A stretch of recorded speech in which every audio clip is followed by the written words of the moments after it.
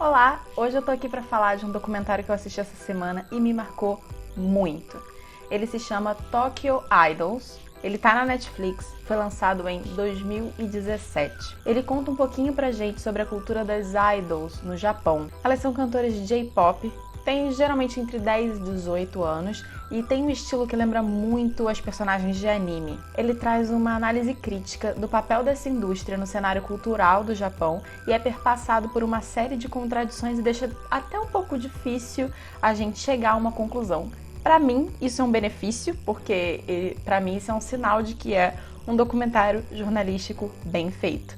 Ele não tá ali para bater um martelo, mas para levantar uma questão e para fazer a gente pensar nas diferentes nuances, nas zonas cinzas e no que a gente não pode opinar, nas questões culturais. Então eu acho ele extremamente interessante e bem feito. O longa tem 90 minutos, 1h30, e durante esse tempo a gente conhece algumas estrelas, né, algumas idols, e as suas famílias, alguns atores da indústria, a gente conhece também pessoas críticas, alguns dos fãs, e todos os relatos que eles trazem ajudam a levantar algumas questões muito importantes.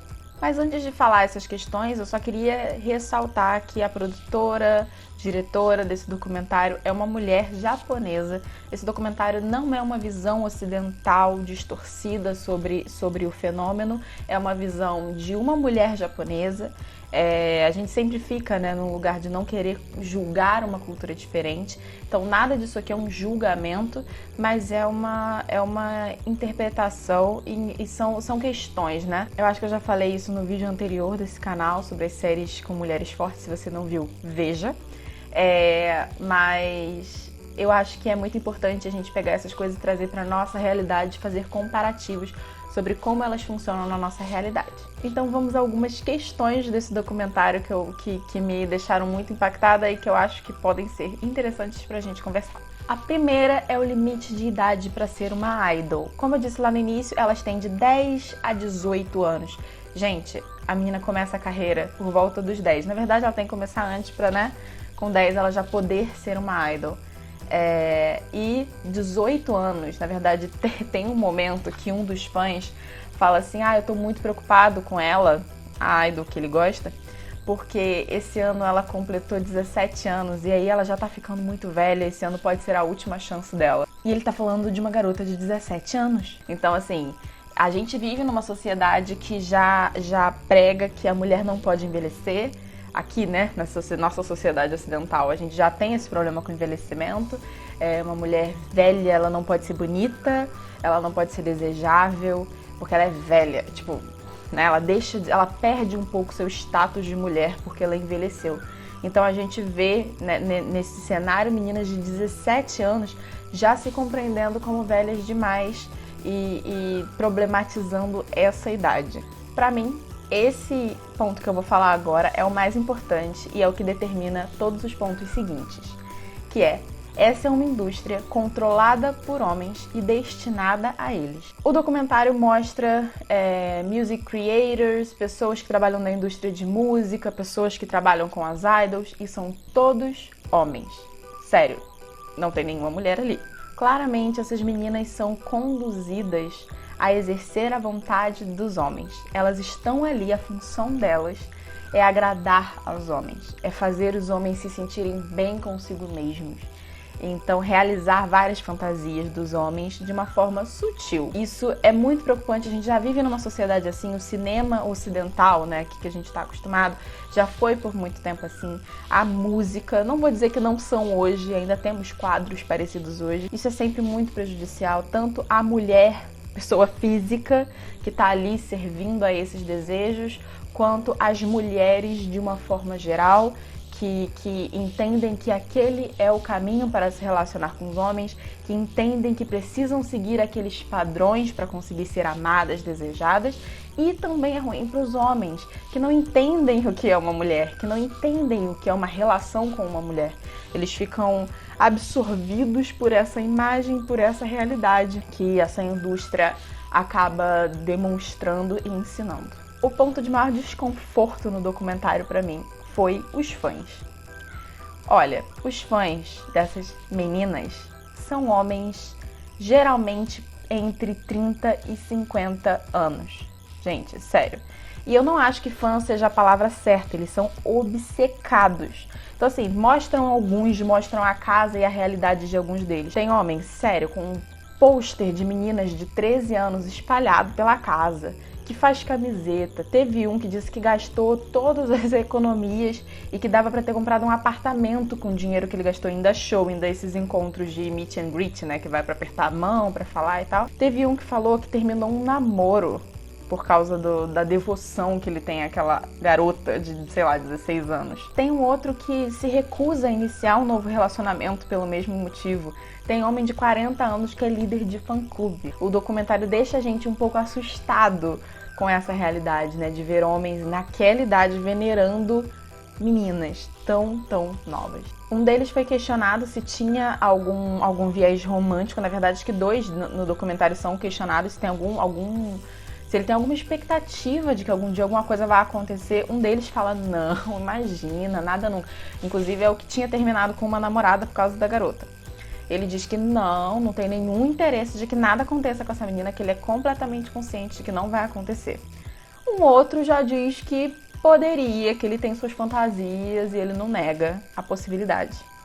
Então, assim, né? Os críticos dizem que sempre tem essa possibilidade, que na cabeça deles isso é sempre uma possibilidade. E um dos críticos ainda levanta o fato histórico de que o aperto de mão no Japão era considerado um ato sexual, era proibido, e que esses encontros pelos quais os caras pagam e gastam muito dinheiro são encontros de aperto de mão.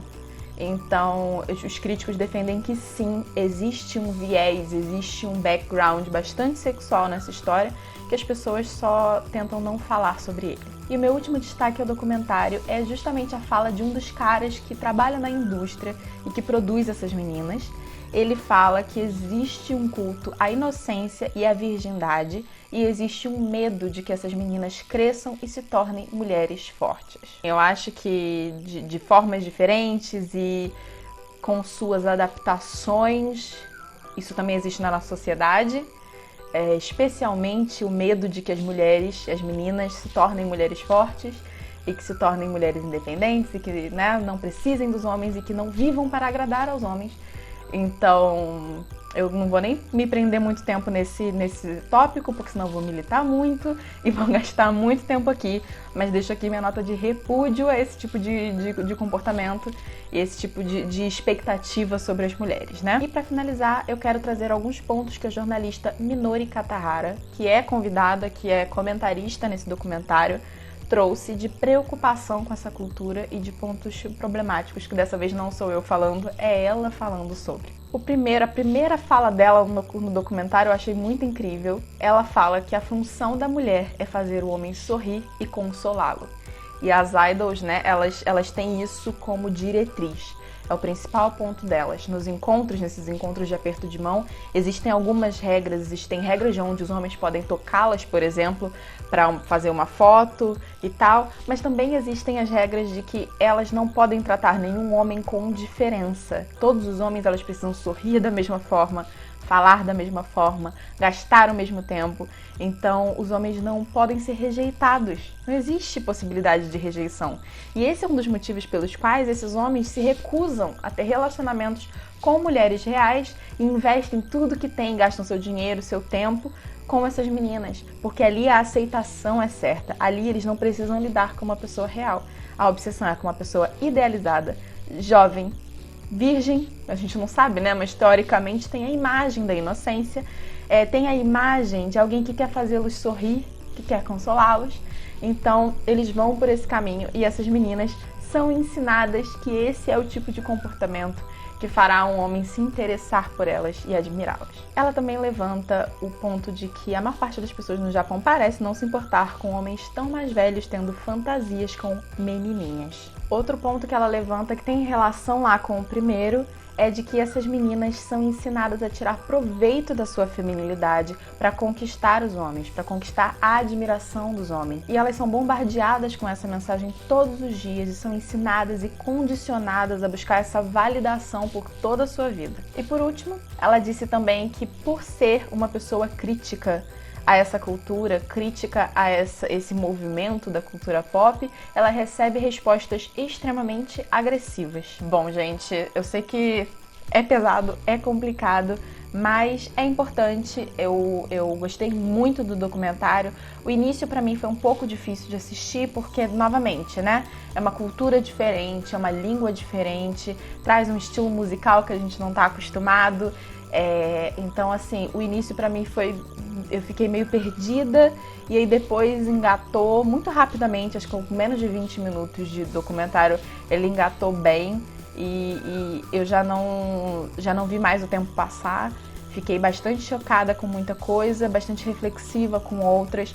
Tem um dos homens que é o líder, ele tem 40 e poucos anos, ele é líder de um dos fã-clubes e ele fala, cara, essa cultura e essa menina mudaram minha vida, porque eu gastei tanto dinheiro e tanto tempo votando para que ela ganhasse as competições, indo a show, gastando dinheiro com encontros, e eu vejo ela realizando os seus sonhos e isso me estimula.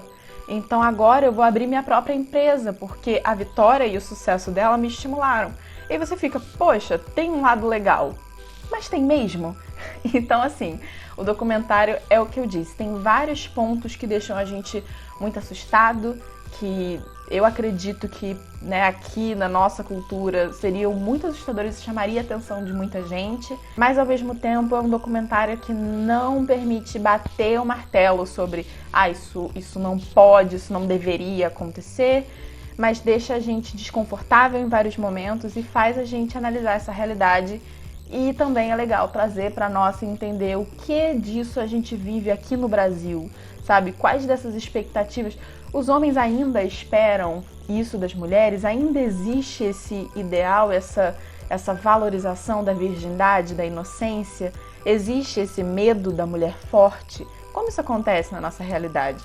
Então, fica aqui a minha indicação.